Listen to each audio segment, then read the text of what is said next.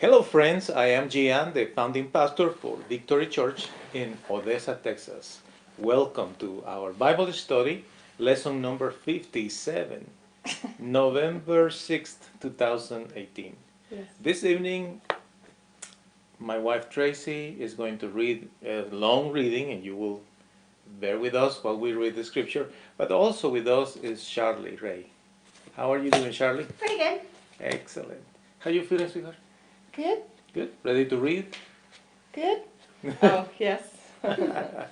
All right. Listen up, and I won't take that long. Get your Bible and read Genesis with us. 27, verse 1 through 28, verse 9. And we read in the name of the Father, the Son, and the Holy Spirit. Amen. Isaac grew up, and his eyes became so weak that he could not see clearly. One day he called his older son Esau to him and said, "Son." Esau answered, "Here I am." Isaac said, "I am old, maybe I will die soon, so take your bow and arrows and go hunting. Kill an animal for me to eat. Prepare the food that I love, bring it to me, and I will eat it. Then I will bless you before I die." So Esau went hunting. Rebekah was listening when Isaac told this to his son Esau. Rebekah said to her son Jacob, "Listen, I heard your father talking to your brother Esau. Your father said, 'Kill an animal for me to eat. Prepare the food for me, and I will eat it. Then, with the Lord as my witness, I will bless you before I die.' So listen, son, and do what I tell you. Go out to our goats and bring me 2 young ones. I will prepare them the way your father loves them. Then you will carry the food to your father, and he will bless you before he dies." But Jacob told his mother Rebekah, "My brother Esau is a hairy man. I am not hairy like him. If my father touches me, he will know that I am not Esau. Then he will not bless me. He will curse me because I tried to trick him." So Rebekah said to him, "I will accept the blame if there is trouble. Do what I said. Go get the goats for me." So Jacob went out and got 2 goats and brought them to his mother. His mother cooked the goats in the special way that Isaac loved. Then Rebekah took the clothes that her older son Esau loved to wear. She put these clothes on the younger son Jacob. She took the skins of the goats and put them on Jacob's hands and on his neck. Then she got the food and she had cooked and gave it to Jacob. Jacob went to his father and said, "Father." His father answered, "Yes, son, who are you?" Jacob said to his father, "I am Esau, your first son. I have done what you told me. Now sit up and eat the meat from the animals that I hunted for you. Then you can bless me." But Isaac said to his son, "How have you hunted and killed the animals so quickly?" Jacob answered, "Because the Lord your God allowed me to find the animals quickly." Then Isaac said to Jacob, "Come near to me, so that I can feel you, my son. If I can feel you, I will know if you are really my son Esau." So Jacob went to Isaac, his father. Isaac felt him and said, "Your voice sounds like Jacob's voice, but your arms are hairy like the arms of Esau." Isaac did not know it was Jacob because his arms were hairy like Esau. So Isaac blessed Jacob. Isaac said, "Are you really my son Esau?" Jacob answered, "Yes, I am." Then Isaac said, "Bring me the food. I will eat it and bless you." So Jacob gave him the food, and he ate it. Then Jacob gave him some wine, and he drank it. Then Isaac said to him, "Son, come near and kiss me."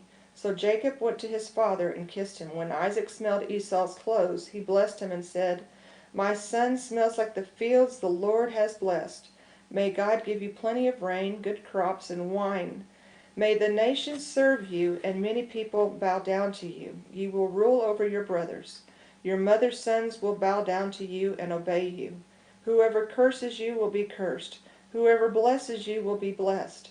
Isaac finished blessing Jacob. Then, just as Jacob left his father, Isaac, Esau came in from hunting. Esau prepared the food in the special way his father loved. He brought it to his father and said, "Father, I am your son. Get up and eat the meat from the animals that I killed for you. Then you can bless me." But Isaac said to him, "Who are you?" He answered, "I am your son, your first son Esau." Then Isaac became so upset that he began to shake. He said, "Then who was it that cooked and brought me food before you came? I ate it all, and I blessed him." Now it is too late to take back my blessing." When Esau heard his father's words, he became very angry and bitter. He cried out and said to his father, "Then bless me also, father." Isaac said, "Your brother tricked me. He came and took your blessing." Esau said, "His name is Jacob.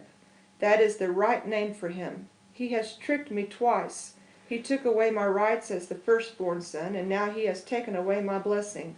Then Esau said, "Have you saved any blessing for me?" Isaac answered, "I have already given Jacob the power to rule over you, and I said all his brothers would be his servants.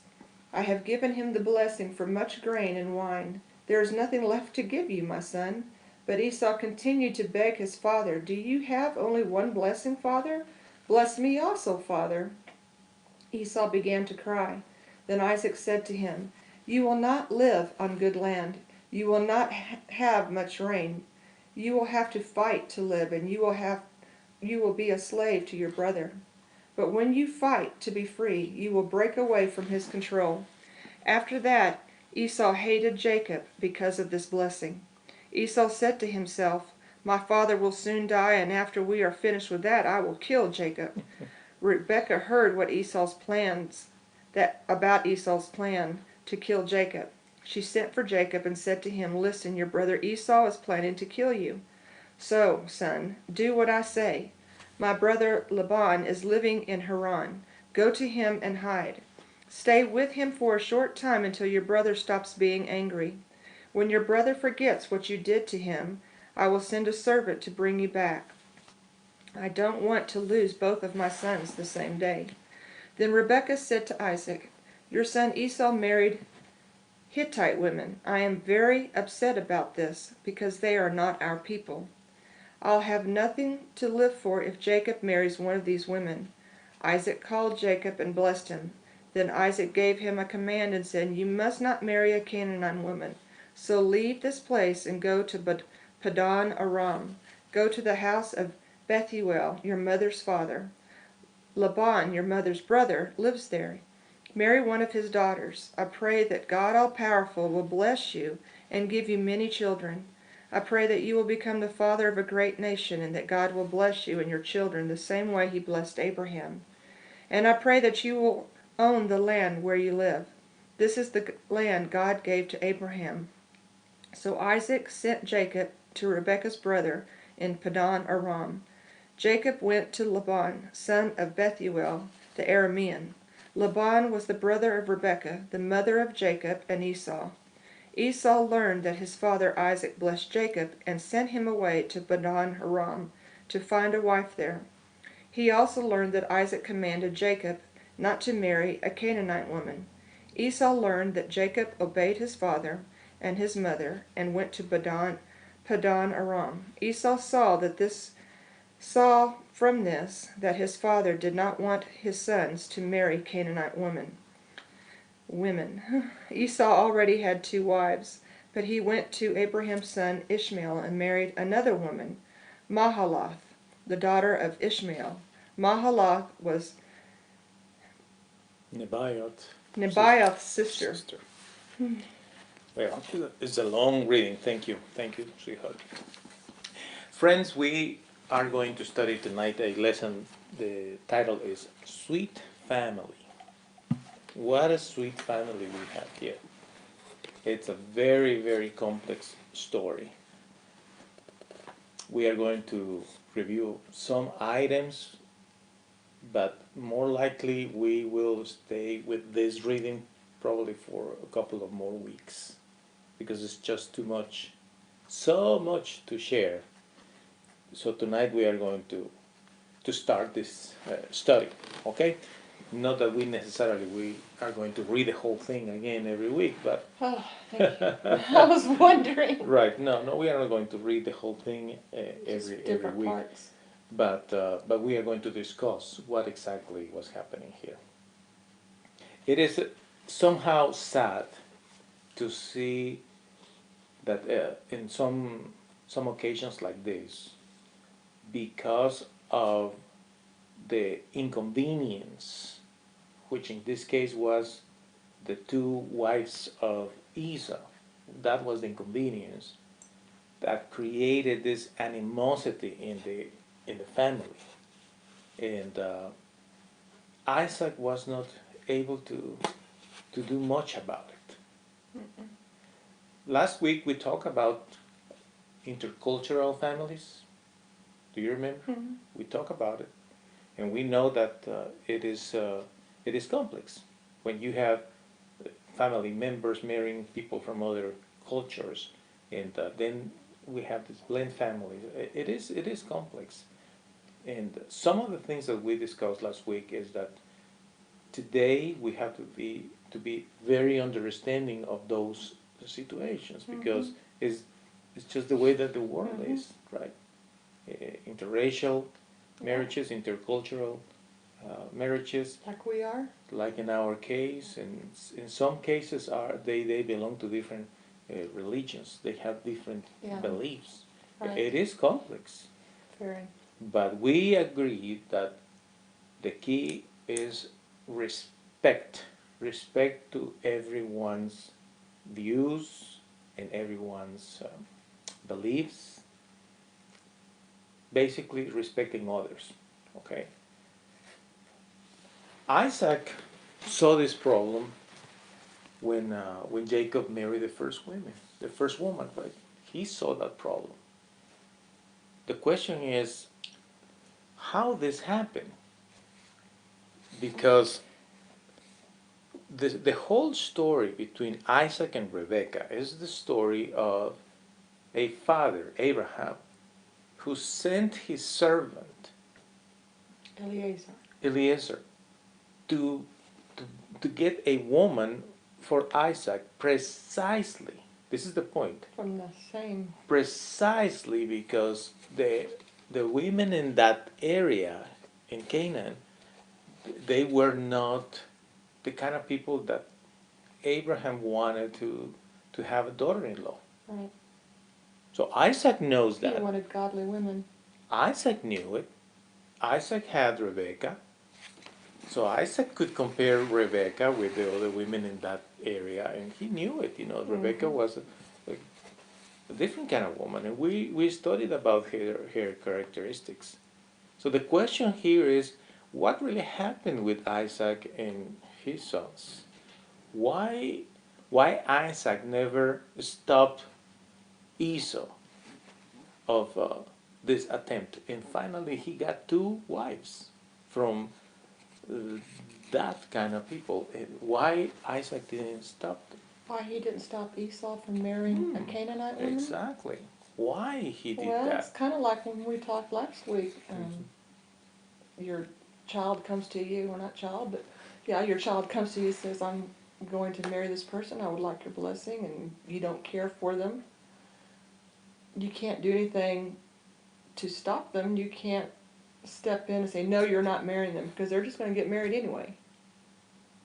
Mm-hmm. And Esau may not have even asked permission, but I mean, he knew his father wouldn't approve it and probably just married her anyway, with or without his permission. Or they may have talked about it, and Isaac said, It's possible. anything's possible. It's possible. I just wonder if Isaac's leadership was not strong enough. I wonder about that.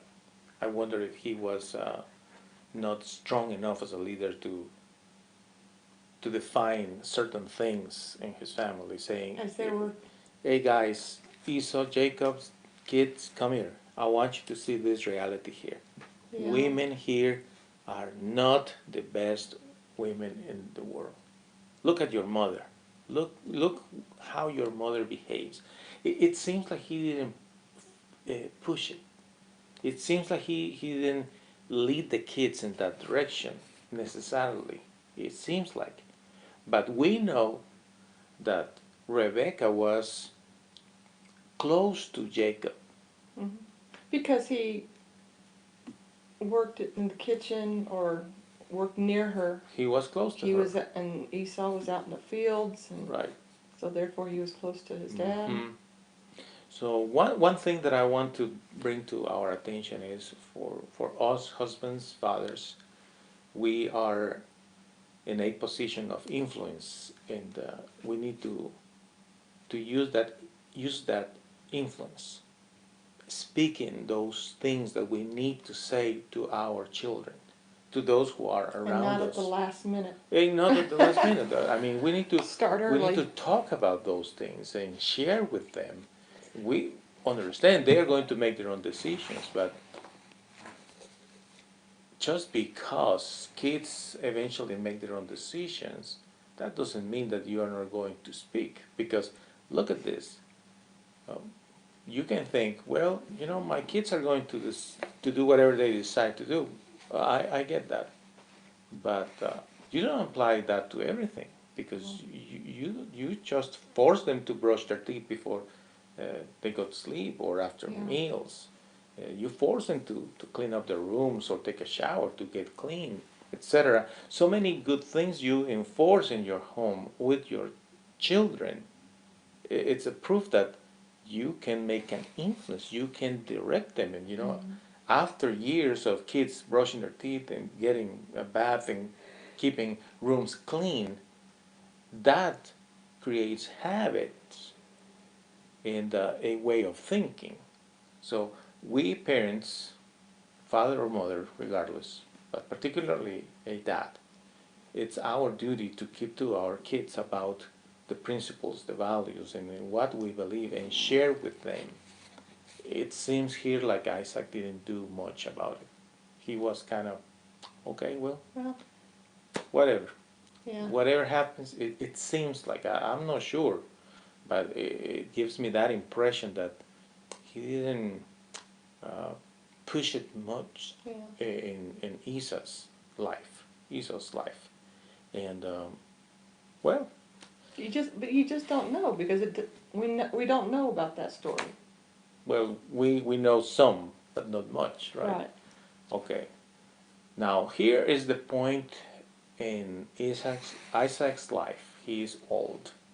It seems like he's semi-blind. He can't see well, and it's possible that he can see that his days are counted. It's possible that he was thinking, eventually I'm gonna die, and I gotta do something here. Yeah. And in that moment, he thought, well, you know, I need to give the blessing to my kids. I need to bless my kid, the one that is going to be the new leader for the family, which in our days will be like preparing a will, right? Determining, who is going to be in charge of this, who is going to take control of that, in writing. Yeah. Something like that is what he was planning. But it is very interesting that what he says is, okay, I'm going to do that, but before I do that, I want to have a good meal. Yeah. He says, there is something. Hey, son, come here, boy. Come here. So Esau comes and says, hey, listen, I want you to go and get me that meal that I like very, very much. And, well, I just want to open a parenthesis here that we really need to appreciate what we have every day in our tables. Yeah. Even if it's a simple peanut butter sandwich or a fabulous steak or whatever you like to eat, lobster, shrimp, Cereal. salmon, or whatever you eat. Could be yeah, simple thing as a cup of cereal or whatever you eat, ice cream, pancakes, crepes, etc. Stop it. Okay, so I think it's a good thing that you see here the humanity in Isaac saying, I'm about to go, but before I go, I want a good meal. I want my favorite Yeah. meal. Now, Rebecca was listening because Rebecca was aware, and that is normal in a family. The wife knows the husband and kind of reads the husband, what he wants, what is he thinking of, where is his mind, what is he is considering to do now. Rebecca kind of knew it, and she decided, you know, he is calling Esau. I'm going to find out what's the story here, because I am mad at Esau. he married these two women that I don't like. And my concern, she says, is that this boy and his wives are going to take everything and I will have nothing. I am really concerned about it. And I am old. Logical thinking. And what I am going to live for? I mean, are they going to kick me out from my house and the properties? And what about the servants and everything else we have? So it's a natural concern, which brings me again to the point of what was happening with Isaac's leadership. And I go back to you, friends, listening and watching. I believe that men in these days, they are they need to be more careful. We men need to be more careful and prudent in what's going to happen to our wives, our kids, and everybody else the day that we leave this planet. We need to think about that because it's somehow irresponsible just to not have any plans or not having a clear, uh, a clear structured way of how the rest of the family is going to be taken care of the day that we leave. So there is so much to discuss, but we need to finish here for today. I promise you next week we will continue. This section has so much to discuss, but for today we are going to stop it here, and we appreciate your time. And remember, we have here in the screen the email address, the phone number, the website. Please feel free to reach out, send us your comments or your prayer request. We would love to be in touch with you, and we appreciate your likes and your shares of these posts. And we wish you a beautiful night. Since we are finishing here, Yes. I just want to thank you, Charlie, again for being with us, and thank you for reading, honey. You're welcome. That was great. And to you, remember, seek first the kingdom of the Lord, and everything else will be added to you. Have a beautiful night.